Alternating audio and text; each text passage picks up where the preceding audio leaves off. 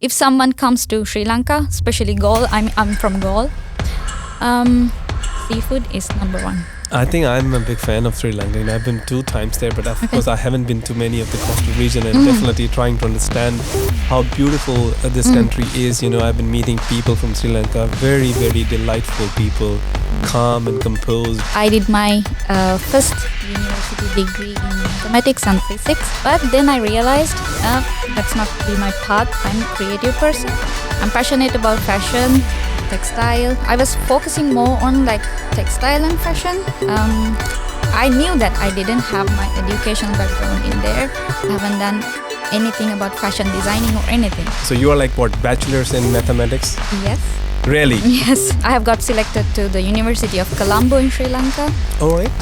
So it was like the best university in Sri Lanka. I have worked with Calvin Klein, Tommy Hilfiger, Hugo Boss, Outdoor Voices, Foray Golf, like a golf brand, and you're going to match threads to the fabrics. You're going to talk with like the fabric suppliers. You're going to learn about fabrics, like the compositions of the fabric. It's from thread to the end product.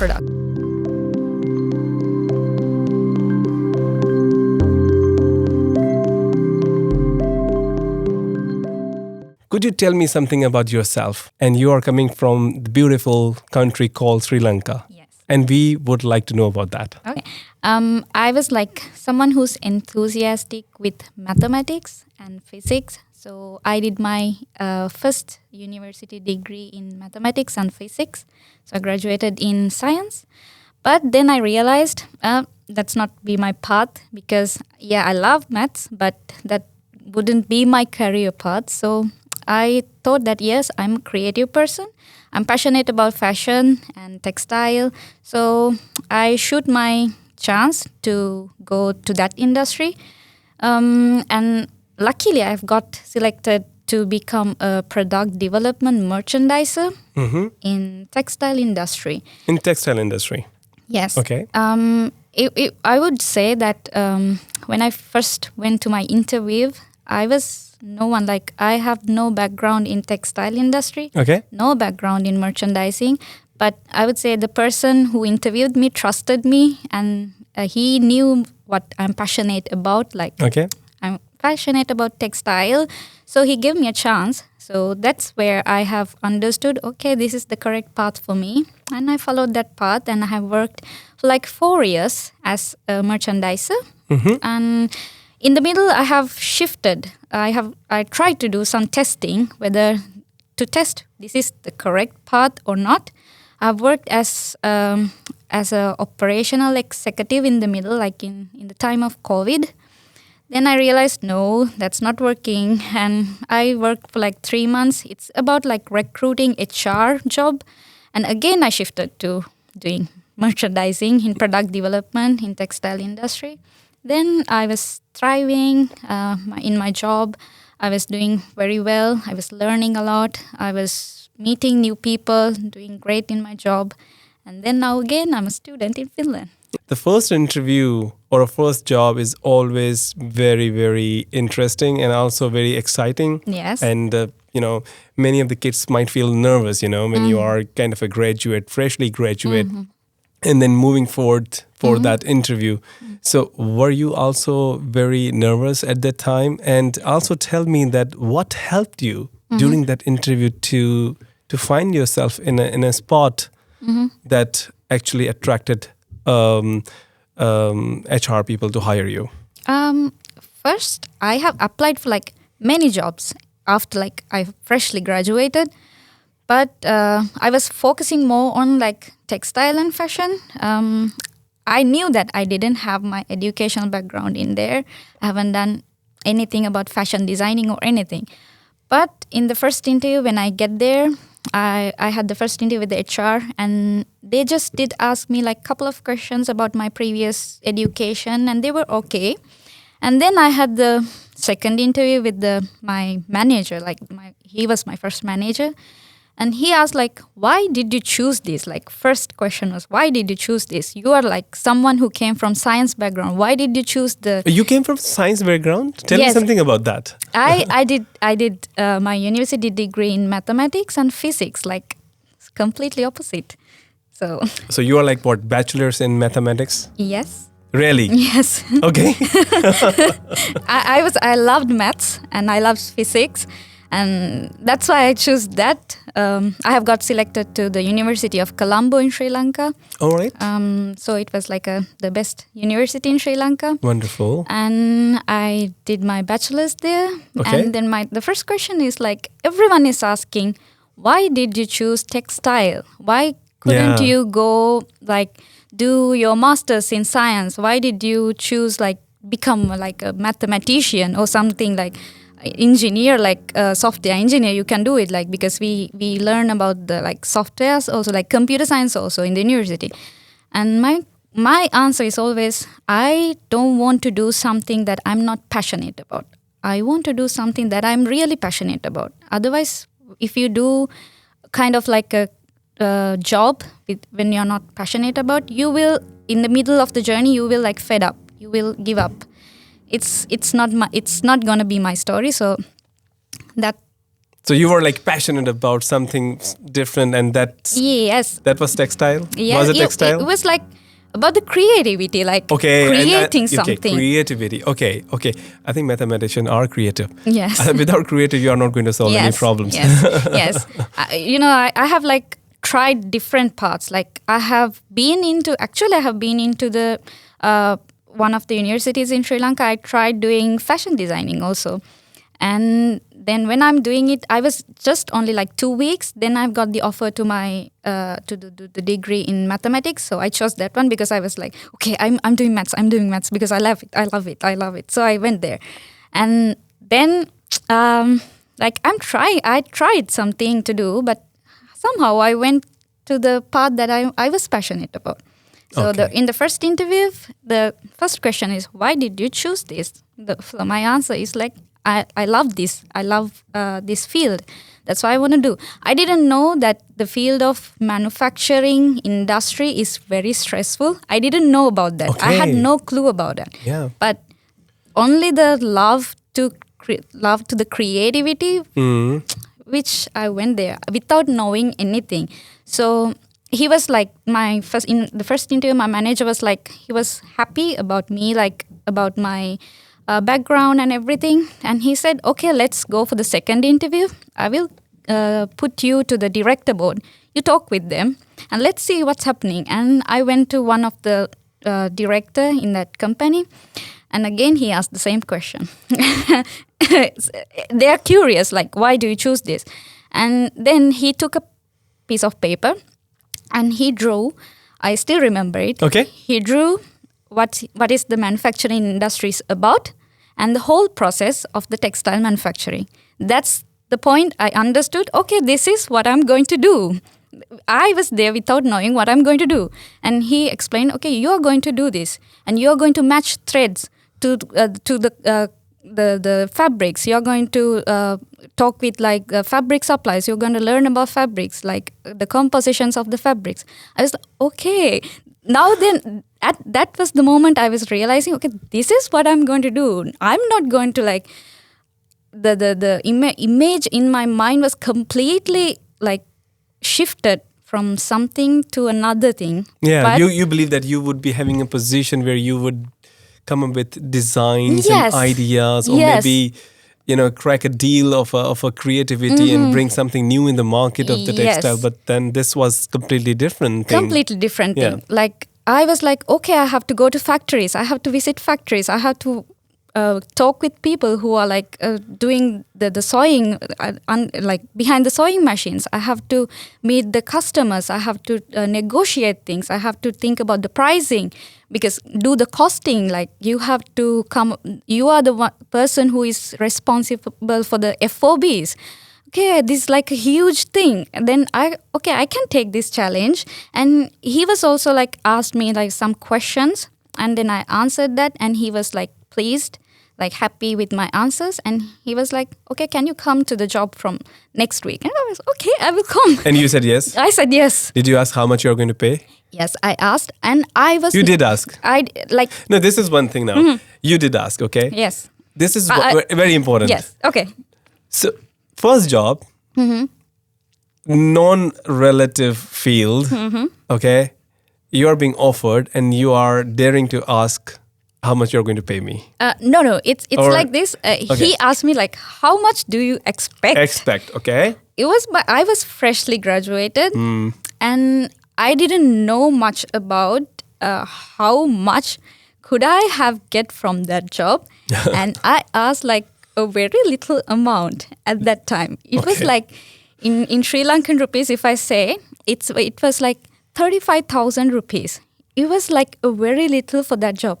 Then when I went there, I knew people in that position is getting more higher salaries. Okay. I went for like the minimal one. So are you trying to say that the amount that you quoted was agreed? It was agreed. And they didn't consider that, okay, we have an industry policy, we are going to give what we are supposed to give it to you. Yeah, they told me one thing that was that my manager told me. I was asking for like little bit less. I was asking for like 30,000. And my manager said, when you go to the directors, don't say 30,000. Say at least 40,000. At least you will get 35,000. Okay, then I said yes because I just wanted to enter to the job market. I think that's also good. Yes, because I didn't have the pressure of like the financial pressure in my side. I had the security of financial. I was in a background with financial security, so I was not focusing too much into like what I'm getting. Like I just wanted to like enter into the market. Then I realized, okay, when I'm working there, I realized, okay, now I can, because I think it's fair because I didn't have any experience in this industry and I came from like a different educational background and they trust me and they gave me the opportunity. I think it's a very fair deal to do. Yeah. Yes. But now, the next thing that I would like to ask you, like, okay, what was your role and what was your job description? Okay. If I say it's the job role is product development merchandiser, and if I say my job description, I'm responsible to develop products for fashion brands. I have worked with something like Calvin Klein, Tommy Hilfiger, Hugo Boss, Outdoor Voices, Foray Golf, it's like a golf brand, and Nike, some other like very respectable, That's well-known. Like a very big brands that you're talking about. And it's like I have to start with the prototype and I have to plan until the pre-production sample, and I have to source sampling, raw materials, and it's from thread to the end product. And okay. I have to do the costing, I have to negotiate prices, and I have to offer the final pricing to the customer. Like, this is the price that I'm going to sell. We are going to sell this T-shirt or whatever. And I have worked with, I think, different kind of like fashion garments, like undergarments, and T-shirts, joggers, like sleepers. Like it's like a big area. So I have to focus sales. In one point, I had to focus sales. Sales as well, okay. And I have to negotiate some buys. Like I have to bargain. Like I have to bargain with the buyers, like the customer, and take some orders to us. I had to do that. And also, at one point, I had to train people. Yeah, okay. I trained people. So how many years you spent in this wonderful first job? In first job, I spent 1 year. Okay. And this whole experience that you're talking about is from the combined other jobs as well? It's combining because my whole experience runs toward 4 years. Yeah. I've been working like 4 years as a product development merchandiser and just 3 months as operation executive in HR job. Okay, right.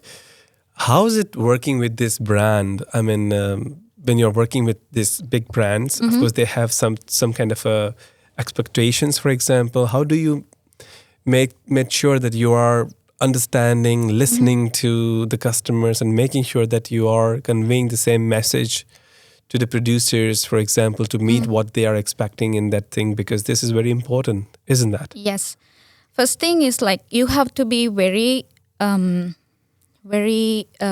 at planning. Good in planning. Yes. Okay. Yeah. Because the time management is very crucial in that job. You have to, when the customer says, this summer we have to sell this products, these garments, this set of garments, you have to make sure that you put that garments into their shops by this time. You have to make sure. So you cannot mess up with the timeline. Okay, you were actually involved into producing and also delivering? Because the product developer, merchandiser have to be responsible until the pre-production sample. That means before they start the bulk manufacturing. So when I'm done with that, I have to hand over everything to the bulk merchandiser, who is responsible for like the bulk delivery. Understandable. So, yes. Understandable. So I have to finish the whole sampling process and approve everything from the customer by a certain timeline, and I have to give everything to the bulk merchandiser. And he or she has to order like the bulk ordering and run the factories and send do the logistic. There are logistic teams, but they have to do the delivery part. So until that pre-production part, I have to be responsible. Right. It's very stressful. I must say that when I'm sleeping, I always dream about what is happening to my sample. Like, it's so stressful. Like, everyone knows that being a merchandiser is like a very stressful job. Like, you have to be responsible. You have to be responsible for the customer, because we are working with very reputed brands. Yeah. We cannot mess it up. It's their image, their brand image that we are dealing with. So we cannot mess up their brand image. Yeah, understandable. And this is a huge responsibility, and you are being counted for that. Yes. For every step that you take. And also, one thing, we cannot share what we are developing with others, because there's a competition with the brands. Yeah, that's a competition with brands. Because we deal with the labels. We cannot take anything out of the factory or anything out of the office. We cannot share anything. The styles, we get the technical pack of the styles. It's the merchandise. I get it from the customer, and I take the technical teams. I sit with them. I discuss with them. I take the designing team with me, and I sit with them and I discuss with them. And how then I plan. I'm the person who is planning how we are going to execute this sample. So I have to deal with the fashion designers. I have to deal with the technical people. I have to deal with the QCs, like the quality people, everyone, even the people who are sewing. Like there are team leaders. I have to sit with them. Yeah. Can you do this? Do we have the capacity to do this? Because we don't know. We have to check. Do we have the machines to do this? If we do not have the machines, we have to outsource it. We have like lot of process to do. So you have to be responsible for the whole thing. The whole process. Yes. Yeah, I really get it. I really get it. Now, tell me that what is the two important learning that you took away from your experience? First thing, never stop learning from what you do. I came from nowhere, from this background, and I've learned from the scratch. You should have to be humble enough to learn from each and every person. Like, either it's from the person who is behind the machine, or it's the person who is sweeping the floor. Wow. You have to be like humble enough to learn from them. Like, I have learned, I'm always thankful for like every person I have worked with. I learned like a plenty of things, because I came with zero knowledge and I came out with like, I knew everything. Wonderful. Very good message. Yes. that's like an amazing story regarding your professional background and how did you progress, from being a mathematician to coming to the creative expectations and then learning so much. Tell me something about the street where you grew up, Sri Lanka. How is the culture? I miss it. Like when you say it, I really miss it. I grew up in Sri Lanka in the coastal area, like in the southern province. I grew up with the ocean. I'm like very connected with the ocean, with the sea. Like it has like a different culture in Sri Lanka. Like when you take the whole country, the southern part has like a different culture. If you ask like someone, people like sometimes say the southern province people are a little bit of different. They are kind of straightforward people.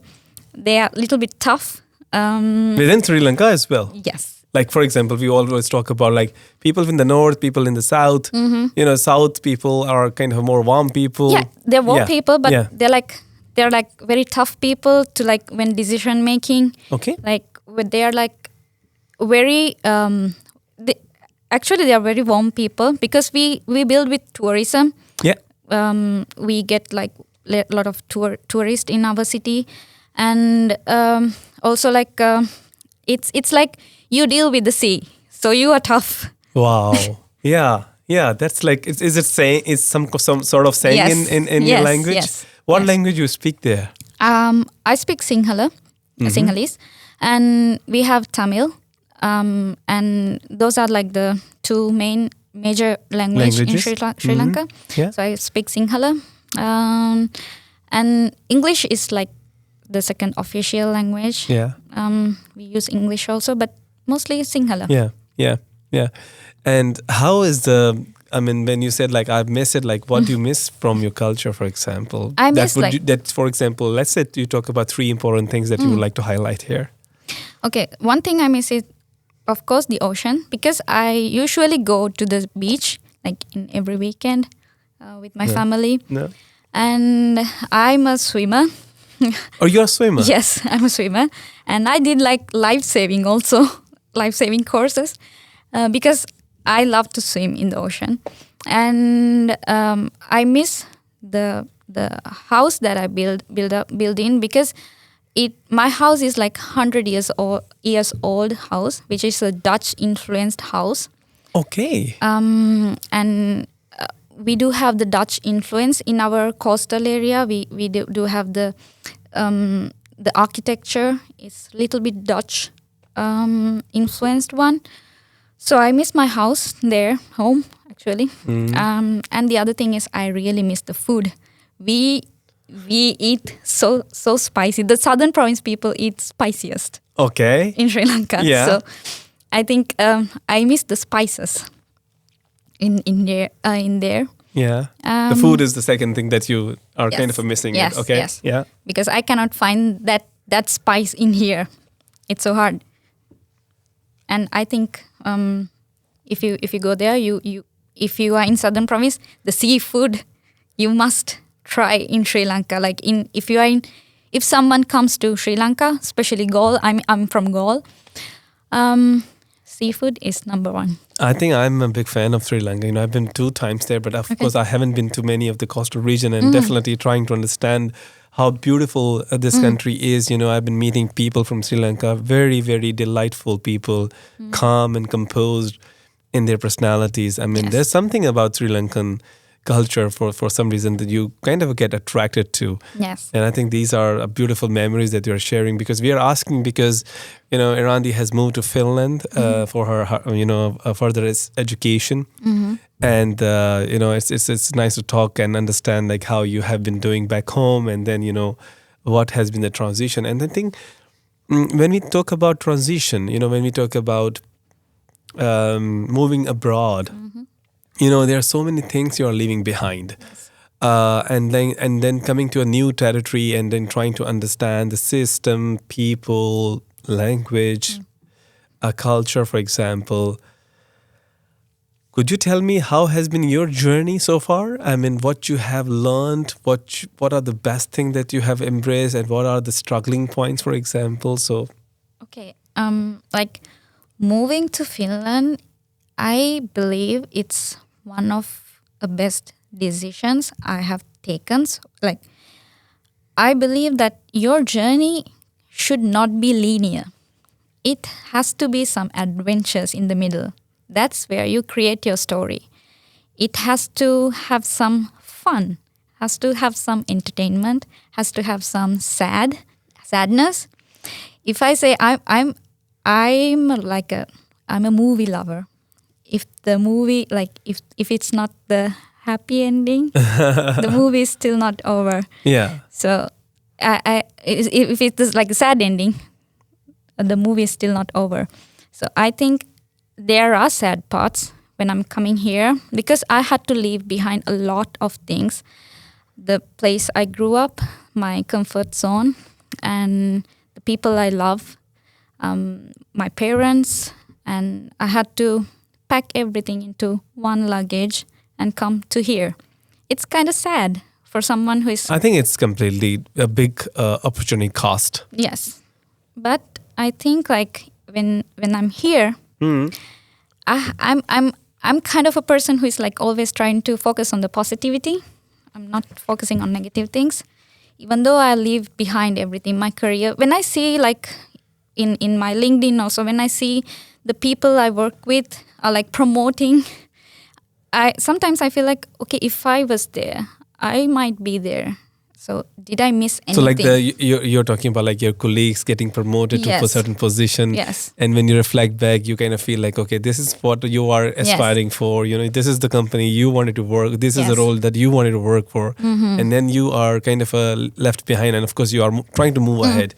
Yeah, and that reminds us of, okay, something. Yeah, please go ahead. Yes. But now I think I'm here for something, like some purpose. So I'm trying to find the purpose that I'm here. I don't believe that it's just only about doing this university degree. I feel like I have to create some value. Like I'm thinking that my career should not be, like I said, the life should not be linear. Also, the career should not be linear. You always have to create something meaningful. Like the career should not be something that, or you think that it's something that you get a payment. It's not something like that.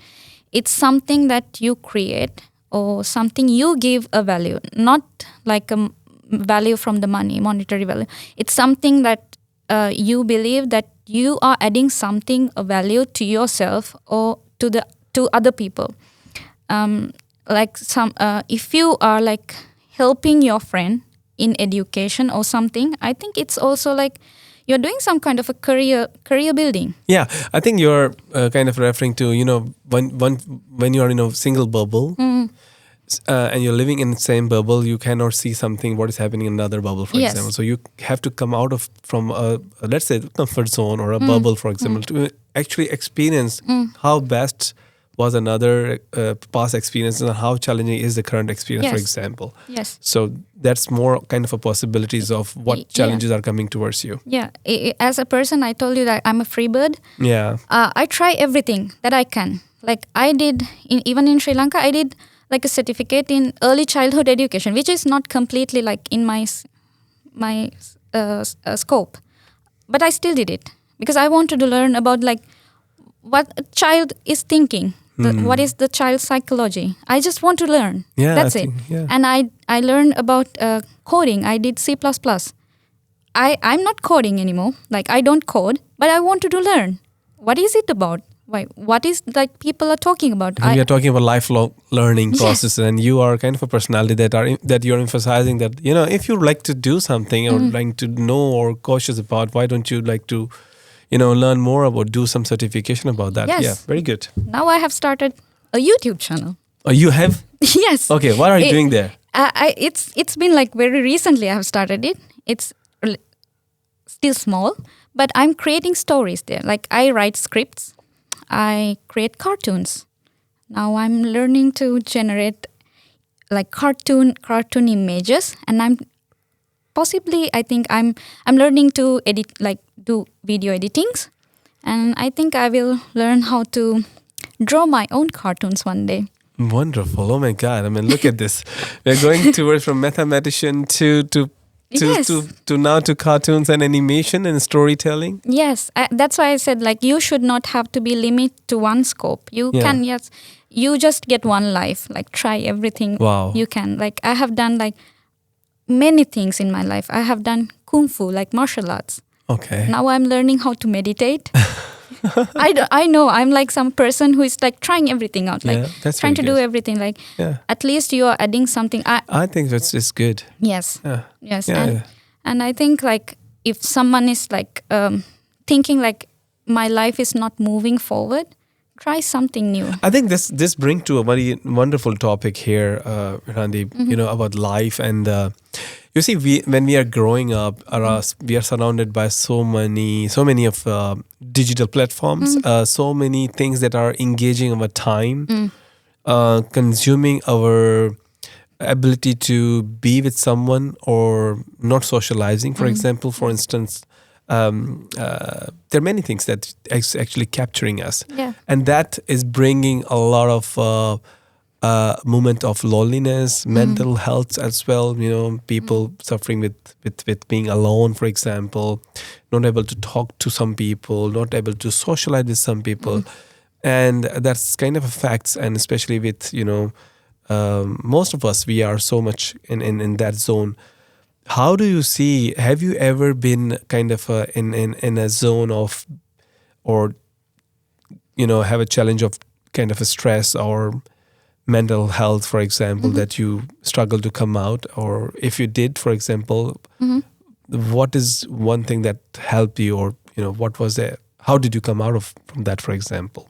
I think I had a lot of stress when I'm in Sri Lanka, like with my job related stress. It was a huge stress.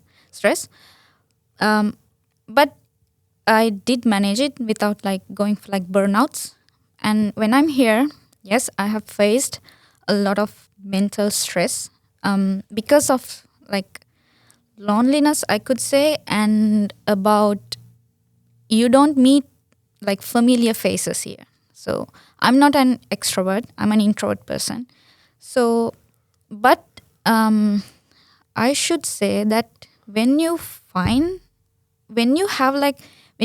some spark inside you, you just don't let that dim. Like try to protect it. Like try to protect it. Like and try to do something. Like if you cannot reach some person and talk about it, at least talk to yourself. Like I'm singing. I'm watching movies. I have joined a choir in here in Yoskula. I tried that also. I met people. Because I love doing those things. Yeah, so something that you get connected with some. Try to find the inner value. Like speak to it. Like do something. Like you cannot always reach someone. I know it's hard, but like I said, don't let the light dim. Try to protect it. Yeah, and along with that, I would like to know that in your personality. Most of many people might have some sort of inspiration to a certain figures or personality. Some people are kind of taking, small goods side from everyone. In your life, in your personality, do you think is there someone or some inspiration that has played a very good role that you admire from? How do you see, that particular point? I think it's my father. Okay. Because he's the person I always look up to. He's someone like me, and he's also someone who is very adventurous. He do a lot of like things. He's a people person, and he's the one who teach me how to overcome the stress. And I still remember one day I came from school and I was crying because we did like the entrepreneurship course. Like we made a company with some school friends, and we were participating a island like national competition, like an entrepreneurial competition. And I was the HR director of the company. I was like 16 years old, And I was crying in the house and I was telling my father, I had to write a report, like HR report. I don't know anything about HR and I don't know how to write a report. And I was crying. And he said, okay, divide it into parts and choose the part which is the most stressful, the most hard part. Take it out and do it first.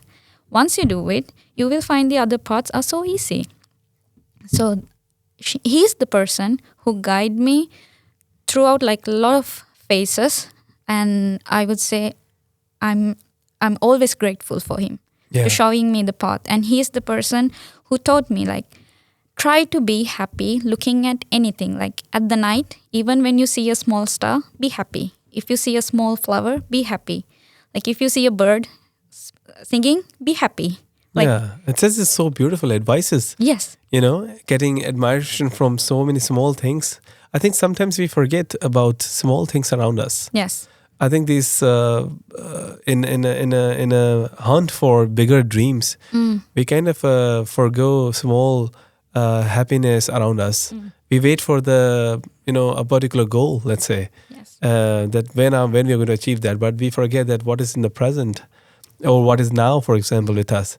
So I think this is very beautiful advices from your father, and I think that's amazing to know. Yes, I think like what people forget is they always see,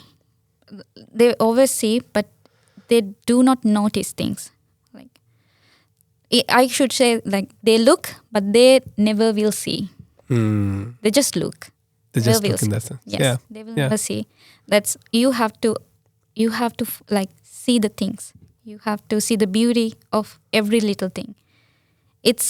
We just ignore a lot of things in the world. We just focus on very hustle-bustle things. Yeah. I think we have to focus. If we focus like teeny tiny things, you will find happiness. So you feel happy when you see your colleagues getting promoted at certain position and you doing some small things. Are you happy about that? Yes. Now, like I found like I went through it and I speak to myself. Okay, when I'm here now, I find some parts. Even when I see like even my school friends who is not like I never speak to right now.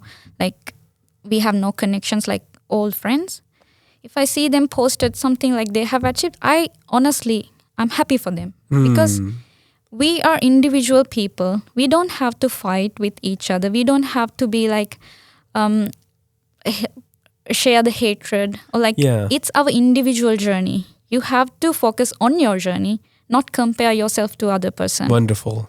And I think some wise advices around always talk to us, and the stronger community you are building up, the better it is. Friends are our community, families, for example, and every other person whom we can cherish. Everyone has their own journey, for example. And for example, you are starting a new journey as well. Yes. And who knows, you would be the next celebrity on a certain area, for example. Why not? Why not to dream big in that area, for example? Wonderful. Yes. When we're talking about the career, you have come across to a destination which is very good in high technologies, embracing new technologies and everything. But with that, we see that every other day we are witnessing evolution in AI and new jobs being created. Yes. Existing portfolios being going away. We have been reading about the blogs and changing this environment, and it has been doing a lot of thing. AI, for example. How worried are you about your future, and how do you see it as challenging? I think I'm not worried about my future. Okay. Based on the AI. Okay, that's a beautiful answer, I must say. Because AI will come. Like in the past also, when the computers come, people got panicked. Our jobs will go. Like every time when a new technology comes, people get this panic. Like the AI comes, now people are panicking like we will lose the jobs. Like yes, some jobs will like replaced by AI, but as human, like we are creative people. Like we can make some more things. Like I think there will be more jobs open in like emotional support. Like people, I can see like even in the companies, AI might do the job, and the human there will be like innovative, creative, some kind of job market will open. Like you don't have to worry about because some technological things are coming. You just have to focus, where can I adapt myself to this technology and where can I create some kind of a value. I think if you develop your skill set, I think you can face what is coming in front of you. Like you don't have to be worried, like be in fear of what is coming. Correct. Like, yeah. So because like I said, like in history also, there are new things came and people panic, just like this. How you are so positive? I don't know. Like I try to be like, I think it's a beautiful thing. You know why I'm asking, because the new generation, the youth that is dreaming and still deciding to which career to adopt, and also at the same time panicking, how things are changing. So I think this is a very great message, to be positive about that, know, and let the things come, and also be, get yourself updated, for example. Yes. Even like right now, I don't have a job in Finland, so I should be stressful. I should be panicked, but I got panicked. To be honest, I got panicked at some point. Like, I'm not having a job. But now I have cleared my path. Now I have made a plan. I thought, okay, it's okay, I don't have a job. Now I'm creating some values. Now I'm thinking about starting something new. Now I'm doing my own project. I'm doing a collaborative project with my sister, who is a software engineer. So we are going to develop something, but it's still in the research level. But I do have some kind of a project to involve, some kind of project to build. Yeah. So I don't know what future will bring, but investing my time and my knowledge into that, at least I will learn something. Perfect. Very good. Very positive. Very positive, Randi. And, these all things that we have been discussing, they bring so much value to one's career and understanding at the very same time. Yes. When we talk about this AI, and we talk about we also talked about inspiration, the whole journey that you have lived from your being in Sri Lanka and until here, how do you see that? What 3 positive advices that you would like to give away from your journey to our audience, for example? Okay, like I said, your career cannot be linear, so don't expect it. It has to be something wavy, and it will break at some point. But you have to build something. Like I said, build a meaningful career. Like we did it in here also, building a meaningful career. Like build a meaningful career. Don't just focus on a linear journey. And the other thing is learn. Never stop learning. Learn from, like, even from an animal you see, even from a bird, even from a person, even like anyone. If you see it in social media or anything, any platform, learn from someone. I mean, learn good things, but not bad things. Learn good things, not bad things. Yes. But yeah, I think it's been amazing talking to you, Irandi, and pleasure to have you on the TSP podcast. Thank you so much. Thank you, Jay. Thank you. Thank you for inviting me. It's so wonderful.